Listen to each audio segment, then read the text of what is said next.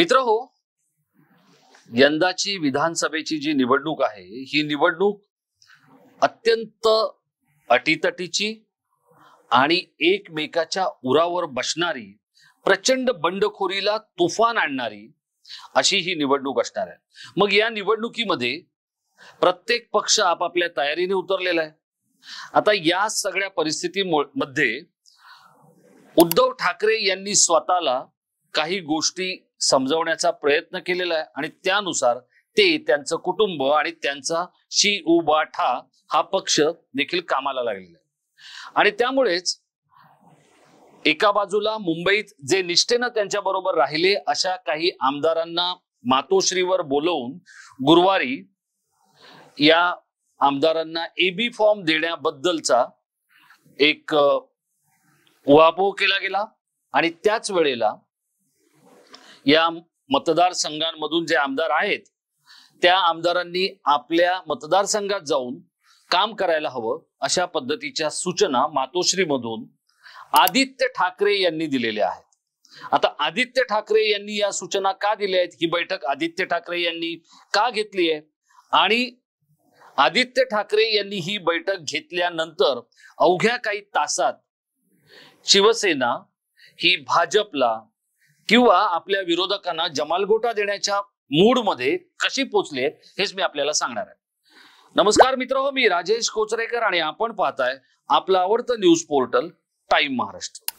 मित्र हो, गुरुवारी संध्याकाळी एक औपचारिक बैठक बोलवण्यात आली होती.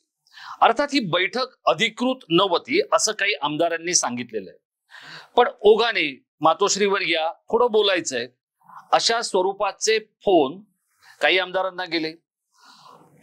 तर बुधवारी मध्यरात्री 12:30 वाजता कोकणातल्या काही आमदारांना तुम्हाला उद्धव साहेबांनी बोलवलंय, मातोश्रीवर पोहोचा, कोकणात किंवा अन्यत्र कुठेही जाऊ नका, मुंबईतच थांबा अशा स्वरूपाचा निरोप हा प्रवीण महाले यांनी दिला.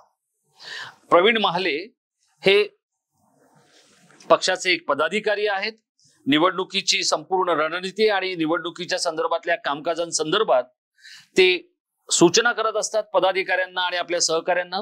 त्या प्रवीण महालेंचा फोन गेला होता. आता या सगळ्या फोनाफोनीनंतर गुरुवारी संध्याकाळी हे आमदार मातोश्रीवर पोहोचले. त्यामध्ये 2 आमदार अनुपस्थित होते आणि या 2 आमदारांच्या अनुपस्थितीबद्दल अनेक तर्कवितर्क लढवले जातात. आता हे 2 आमदार जेव्हा अनुपस्थित होते त्यावेळेला ते मुंबईच्या बाहेर असणं अभिप्रेत होतं, पण ते मुंबईच्या बाहेर नव्हते, ते आपल्या घराजवळच्या कार्यालयात बसलेले होते. मग त्या आमदारांचं तिकीट कापलं गेलंय का, हा एक प्रश्न आहे. आणि आता याच्यामध्ये होतं कोण कोण तेही मी आपल्याला सांगतो. याच्यामध्ये स्वतः आदित्य ठाकरे हे तिथे बसले होते आणि त्यांनी या सगळ्या आमदारांशी चर्चा केली. तिथे उद्धव ठाकरे होते का, तर उद्धव ठाकरे नव्हते. याचं कारण असं आहे, नुकतंच त्यांना हॉस्पिटलमधून घरी पाठवण्यात आलेलं आहे आणि ते आपल्या खोलीमध्ये आराम करत होते. त्यामुळे या आमदारांशी बोलणं, त्यांचं समजून घेणं, त्यांच्या डोक्यात काय आहे ते जाणणं, या गोष्टी आदित्य ठाकरे जे शिवसेनेचे नेते आहेत आणि वरळी मतदारसंघाचे आमदार आहेत ते करत होते. यामध्ये सुनील प्रभू होते, त्याचप्रमाणे संजय पोतनीस होते, ऋतुजा लटके होत्या, सुनील राऊत होते, रमेश कोरगावकर होते, राजन साळवी होते, भास्कर जाधव होते. अशी ही सगळी शिवसेनेची जी नेते, शिवसेनेचे जे आमदार आहेत हे सगळे त्यावेळेला तिथे उपस्थित होते. आणि अजय चौधरी हे त्यावेळेला तिथे उपस्थित नव्हते. आणखी एक आमदार तिथे नव्हते. तर याच ठिकाणी या आमदारांना एबी फॉर्म देण्याच्या संदर्भातली चर्चा झाली होती. कारण यांच्या जे लोक निष्ठेने राहिलेले आहेत त्यांना पुन्हा निवडणुकीचं तिकीट मिळणार आहे एवढं मात्र पक्षाने आता आश्वस्त केलेलं आहे. आणि ते करायलाही हवं, कारण शिंदेच्या रेट्यासमोर किंवा भाजपच्या वेगवेगळ्या धमक्यांसमोर, ईडी आणि या सगळ्या गोष्टींसमोर जे आमदार धीराने उभे राहिले त्यांचं कौतुक करायलाच हवं. पण ते धीराने उभे राहिलेले सगळे आमदार पुन्हा निवडूनच येतील याची खात्री आहे का, तर नाही. काही आमदार म्हणजे मग अगदी त्यात उल्लेख करायचा असेल तर सुनील राऊत यांच्या समोर कोणीही उभं राहिलं तरी ते निवडून येणार आहेत. सुनील प्रभू, कोणीही उभं राहिलं तरी ते निवडून येणार आहेत. असे काही आमदार आहेत की ज्यांना आपला मतदारसंघ हेच आपली कर्मभूमी आहे असं समजून ज्यांनी काम केलं ते निवडून येणार आहेत. हा, पण आता जो जनक्षोभ काहींच्या बद्दल उसळलेला आहे त्यांचा कार्यक्रम होईलच हे देखील उद्धव ठाकरेंना माहिती आहे. मग आता त्याच्यामुळे त्यांना तिकीट देऊन ते जर पडले तर पक्षाची नामुष्की आहे, आणि जर एक आमदार पडला तर त्याच्या मतदारसंघातले जवळपास 6 ते 7 नगरसेवक आणि त्याच्या बाजूचे 2-3 नगरसेवक असे 8 ते 9 नगरसेवक हे विधानसभेच्या नंतर होणाऱ्या महापालिकेला पडू शकतात. त्यामुळे उद्धव ठाकरे हे तसे अलर्ट आहेत. आता उद्धव ठाकरे यांनी एक अत्यंत हुशार गोष्ट काय केली आहे तर त्यांनी जे आपल्याकडे येतील, ज्यांच्याकडे इलेक्ट्रोल मेरिट आहे आणि ज्यांच्या बरोबर लोक आहेत अशा लोकांना घ्यायला सुरुवात केलेली आहे. आता यामध्ये कोणाचा नंबर लागू शकतो तर यामध्ये कोणाचाही नंबर लागू शकतो. जो ठाकरेंना उलट सुलट नडला नसेल त्या कोणाचाही नंबर लागू शकतो. आता याच्यात कोणाचा नंबर लागला तर सावंतवाडीमधून राजन तेलींचा नंबर लागला. आता राजन तेली हे अत्यंत धूर्त राजकारणी म्हणून कोकणी किनारपट्टीवर ओळखले जातात. राजकीय हवा कुठून आहे, कशी आहे, आपला स्वार्थ कसा साधायचा हे राजन तेली इतकं कदाचित दुसरं कोणाला माहिती नसेल. ते माझे मित्र आहेत. त्यांची एक मुलाखत या सगळ्या त्यांनी ज्या वेळेला हे बंडाचा निशाण रोवलं होतं तेव्हा पहिली मुलाखत त्यांची फेस टू फेस मध्ये घेणारा सदग्रस्त मीच आहे. आता हेच राजन तेली, मी रात्री त्यांना फोन करून विचारलं की उद्याचं काही ठरलंय का, तर ते म्हणाले की हो ठरलंय.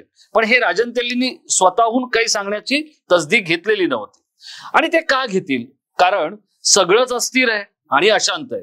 पण अशा वेळेला राजन तेली हे नारायण राणेंबरोबर बाहेर गेले होते. ते नारायण राणेंचे उजवे हात होते.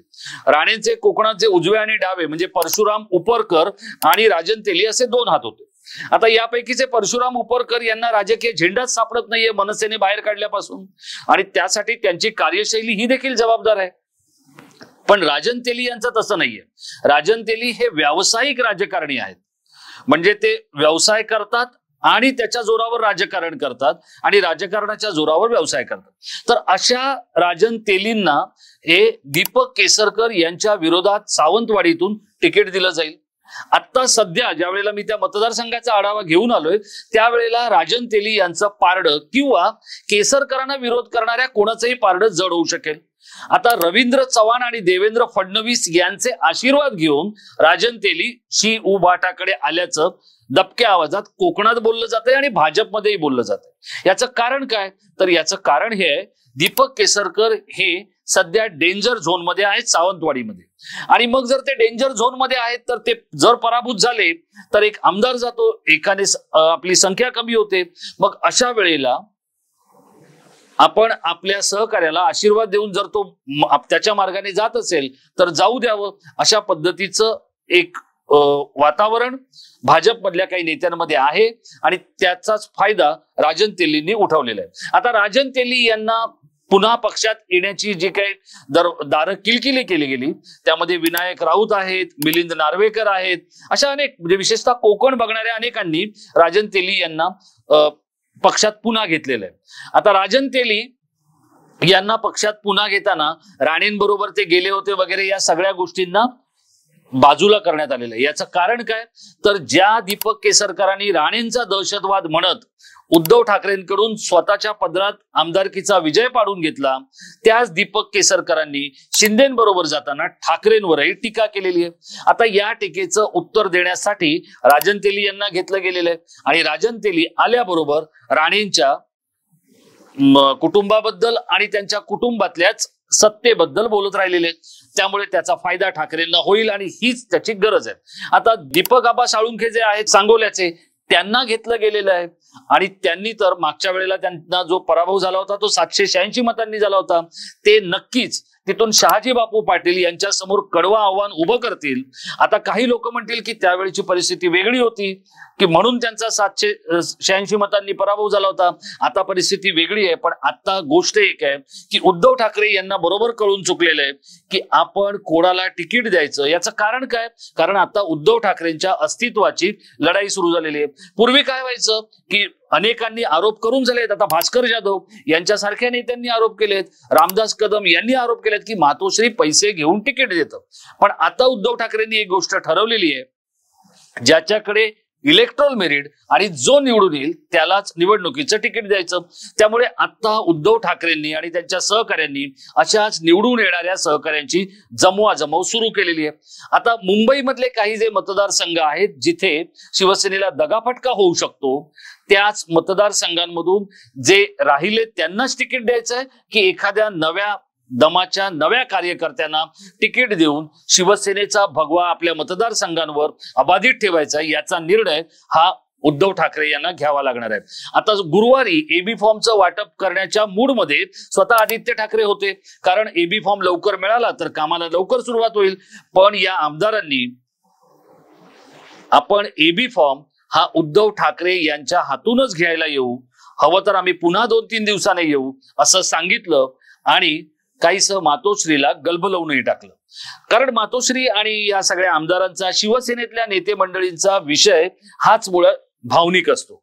मग कधी शिवसेना प्रमुख भावनिक साथ घालतात, माझ्या उद्धवला आणि आदित्यला सांभाळा, कधी आदित्य ठाकरेंच्या समोर आमदार साथ घालत सांगतात की आम्ही एबी फॉर्म उद्धव ठाकरेंच्या हातूनच घेऊ.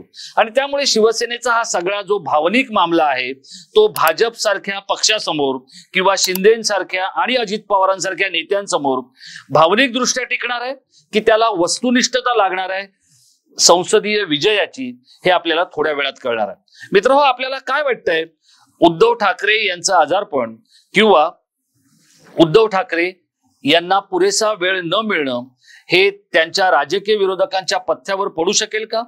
मुंबईत जे शिवसेनेचे आमदार आहेत त्यातल्या काहींबद्दल मतदारसंघामध्ये नाराजी आहे. या नाराजीचा फटका त्या मतदारसंघांमध्ये बसू शकतो का? शिवसेना तो बसणारा फटका टाळू शकते का? उद्धव ठाकरे पुन्हा तितक्याच द्वेषाने उठू शकतात का? आपल्याला काय वाटतंय? आपण आमच्या इनबॉक्स मध्ये व्यक्त व्हा मित्रहो. आपण व्यक्त झालेल्या मतांवर आपला पुढचा व्हिडिओ येणार आहे. मित्रहो, हा व्हिडिओ आपण शेवटपर्यंत पाहिला असेल अशी मी खात्री बाळगतो आणि जर आपण तो पाहिला असेल तर तो लाईक करून शेअर करायला विसरू नका. धन्यवाद.